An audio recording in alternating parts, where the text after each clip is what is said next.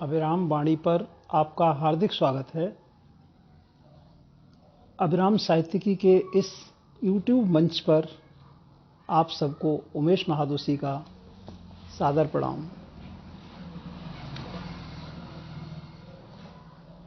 मित्रों, आज मंगलवार है।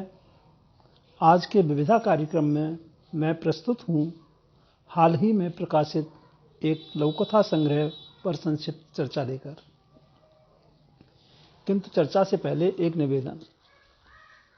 यदि आपको इस मंच से जुड़ना उचित प्रतीत होता है और अभी तक इसे सब्सक्राइब नहीं किया है तो आपसे निवेदन है कि अभिराम वाणी को सब्सक्राइब अवश्य कर लें, ताकि हमारे प्रत्येक अपलोडेड वीडियो की जानकारी आपको समय से मिलती रहे। तो आइए हम आरंभ करते हैं चर्चा लघुकथा संग्रह 7वें पन्ने की खबर पर। निश्चित रूप से मैं आज एक ऐसे सृजक की कृति लेकर उपस्थित हूँ जिसके लिए संवेदनशीलता मनुष्यता से जोड़ने का एक भावनात्मक यंत्र मात्र नहीं है, अपितु एक जीवन दृष्टि है। एक ऐसी जीवन दृष्टि जिसके बिना न तो जीवन का ही कोई अर्थ है, न ही जीवन से जुड़े किसी साहित्य या कला का। समझा जा सकता है कि उस सृजक का लेखन सूक्ष्मता के साथ कितना व्यापक होगा। मैं बात कर रहा हूँ भाई संतोष सुपेकर की। निसंदेह सुपेकर जी मानवीय जीवन और उसके समग्र परिवेश से जुड़े जीवन व्यवहार का अवलोकन, आकलन और विश्लेषण संवेदनात्मक जीवन दृष्टि के आधार पर करते हैं और उनकी रचनाएं इसी का परिणाम होती हैं। सुपेकर जी मुख्यतः दो विधाओं, कविता और लघुकथा को अपनी अभिव्यक्ति का माध्यम बनाते हैं। उनके अब तक 3 कविता संग्रह और 5 लघुकथा संग्रह प्रकाशित हो चुके हैं। एक बड़ी बात यह है कि कविता में संवेदनात्मक विचार एवं अनुभूति की बात हो या लघुकथा में कथ्य की, उनकी प्रत्येक रचना चिंतन और विश्लेषण के एक अलग बिंदु के साथ सामने आती है। तो इस समय चर्चा के लिए मेरे हाथों में है सुपेकर जी का नवीनतम एवं 5वां लघुकथा संग्रह 7वें पन्ने की खबर।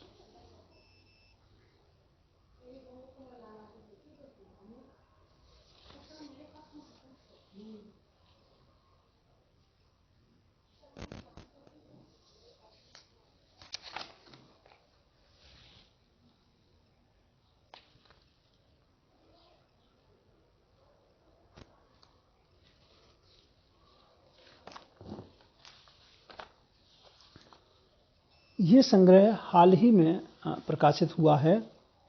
संग्रह का शीर्षक 7वें पन्ने की खबर अपनी ओर आकर्षित करता है और पाठक मन अंदर की रचनाओं से साक्षात्कार के लिए आगे बढ़ने लगता है। मोटे तौर पर इस संग्रह की लगभग सभी 120 लघुकथाओं को मैंने पढ़ा है। इसमें बहुत सारे परिपक्व और स्पष्ट कथ्य हैं। ये तथ्य निश्चित रूप से सामाजिक विडंबनाओं, विसंगतियों और मानवीय व्यवहार से निर्गत जीवनानुभूतियों को संवेदनात्मक जीवन दृष्टि के आधार पर समझने का अवसर देते हैं। इसका एक अर्थ यह भी है कि संतोष सुपेकर जी की इन लघुकथाओं के कथ्य अंततः अपेक्षित मानवीय यथार्थ की दिशा का संकेतक भी हैं। सशक्त उदाहरण लघुकथा में विगत 25-30 वर्षों में सामाजिक परिदृश्य में आए परिवर्तनों पर एक तीखी टिप्पणी तो है ही, इस बात का संकेत भी है कि मानवीय सभ्यता के संदर्भ में हमें कहाँ होना चाहिए था। अतिथि देवो भव एक बिंदु था और हम कहाँ पर आकर खड़े हो गए हैं। आप कैमरे की नज़र में हैं, यह भी एक बिंदु है। क्या यही हमारी सभ्यता का विकास है? सभ्यताओं सुनो एक और अच्छी लघु कथा है। इसमें नए नए हथियारों के उपयोग एवं प्रभावों को नियंत्रित करने के उपायों की आवश्यकता पर बल दिया गया है।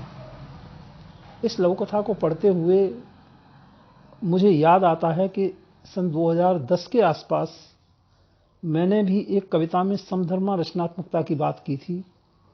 ऐसे हथियार तैयार करो शीर्षक से वो कविता 2012 के अंत में मेरे कविताओं के ब्लॉग बोतल खाली नहीं है में प्रकाशित की गई थी।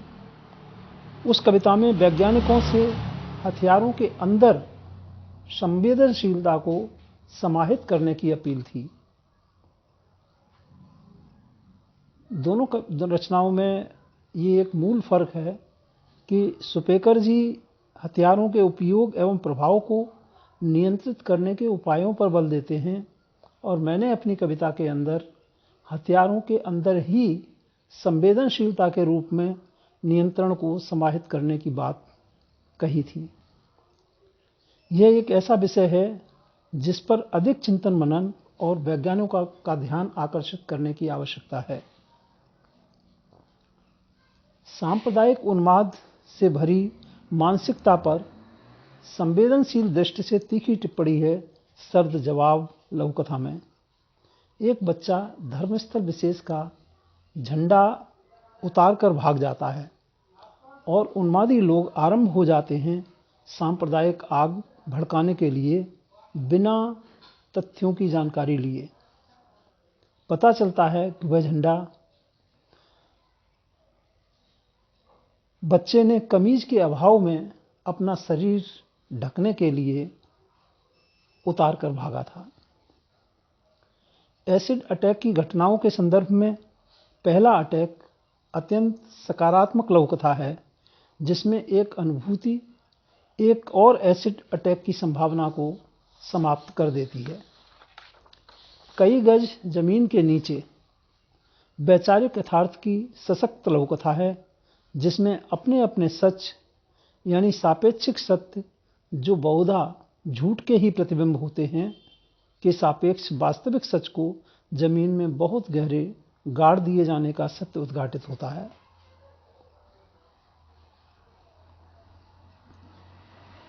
मां और बेटे के संबंध और लगाव पर अत्यंत गहन संवेदनात्मक अनुभूति की लघु कथा है स्थित प्रज्ञ, जिसमें मां की ममता की कल्पना भी वास्तविक जैसी प्रतीत होती है। अपनों के द्वारा महिलाओं के शोषण पर लिखी गई अनेक लघु कथाओं के सापेक्ष अलग तरह से बुनी गई लघु कथा है गिफ्ट में। इसका शीर्ष प्रस्तुतिकरण प्रभावित करता है। गंभीर होती हंसी कम उम्र में बड़े हो चुके बच्चों के मान सम्मान की अपेक्षाओं से जुड़ी रुचिकर कथा है। ढाबों और चाय के खोखों पर काम करने वाले जिन बच्चों को हम छोटू कहकर पुकारते हैं उनका कोई नाम भी होता है और कुछ दूसरे संबोधन भी।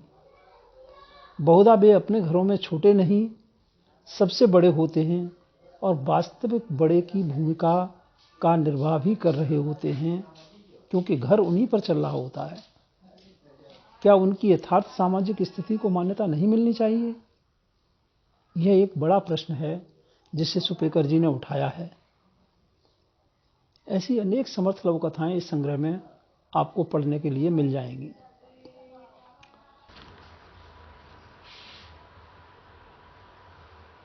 परिपक्व कथ्यों के साथ अन्य तत्वों की दृष्टि से भी उपरोक्त लघु कथाएं प्रभावित करती हैं।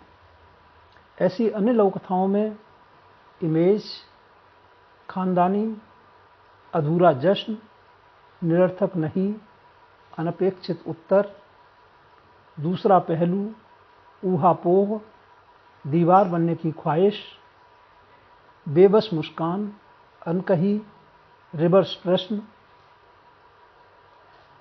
गाय नहीं, अनोखा सत्य, समर्पित सोच, द्वार खोलता बंद, झिझकता स्पष्टीकरण, उपेक्षा अनुमान, भीगी आंखों के ठहाके, गिनी पिग्स, अंतिम इच्छा, सातवें पन्ने की खबर, निशानी, भयावह चिंता जैसी लघु कथाओं को गिना जा सकता है।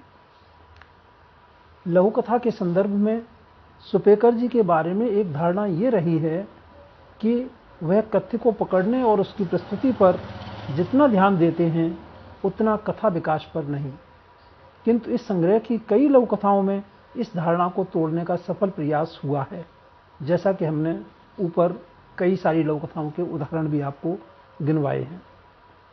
यद्यपि आलोचना की दृष्टि से इस संग्रह में कई ऐसी लघु कथाएं भी मिल जाएंगी जिनमें सुपेकर जी का ध्यान कथ्य के प्रस्तुतिकरण पर केंद्रित रहा है।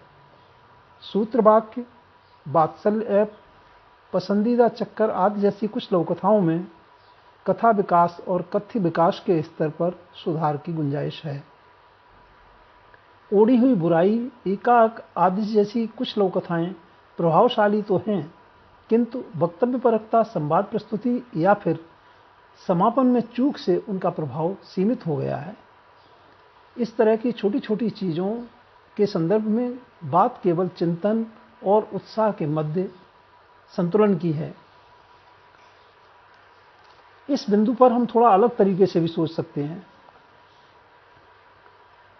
सुपेकर जी के पास संवेदना और मानवीय प्रतिबद्धता से संपृक्त, खोजपरक और चीजों को शीघ्रता से ग्रहण करने की दृष्टि है। साथ ही उनके अंदर सृजनात्मक उत्साह का स्तर सामान्य से काफी अधिक है। ऐसे में कथ्य उनके लिए चिड़िया की आंख बन जाता है। मानवीय संवेदना के साथ सामाजिक विसंगतियों, समस्याओं और व्यवहार जनित अनुभूतियों के संदर्भ में लघु कथा की मूल वैचारिक प्रवृत्तियों का पोषण उनके लिए लक्ष्य भेदन जैसा है और वह इसमें सफल भी हैं। और अब मैं कुछ लघु कथाओं के संदर्भ में बिना किसी रचना विशेष की चर्चा के लघु कथा प्रक्रिया से जुड़ी एक छोटी सी सैद्धांतिक बात आपसे साझा करना चाहूँगा। इस बात पर विचार करना हम सबके लिए आवश्यक है कि लघु कथा के अंत से जुड़ी चर्चा के संदर्भ में कुछ न कुछ जागरूकता तो देखने को मिल जाती है, किंतु उसके आरंभ के संदर्भ में प्रायः लघु कथाकार सतत दृष्टि से नहीं सोचते। लघु कथा की रचना प्रक्रिया में 4 बिंदु ऐसे होते हैं जो लघु कथा की दिशा के साथ उसके रूपाकार को भी प्रभावित करते हैं और अंततः रचना की प्रभावोत्पादक शक्ति को भी प्रभावित करते हैं। ये 4 बिंदु हैं: प्रेरणा बिंदु, आरंभ बिंदु, ऊर्धता बिंदु और समापन बिंदु। जिस समस्यात्मक या अनुभूतिजन्य स्थिति से लघु कथा सृजन की प्रेरणा मिलती है, यह आवश्यक नहीं है कि लघु कथा का आरंभ उसी बिंदु से हो। आरंभ बिंदु रचना सृजन की प्रेरणा ग्रहण करने के बाद चिंतन मनन की प्रक्रिया से निकलता है और लेखकीय कौशल से इसका निर्धारण होता है। इसलिए दोनों बिंदु एक हो भी सकते हैं और अलग अलग भी हो सकते हैं। प्रेरणा बिंदु नेपथ्य में जा सकता है और रचे जाने के बाद कथा परिवेश से अनुपस्थित हो सकता है।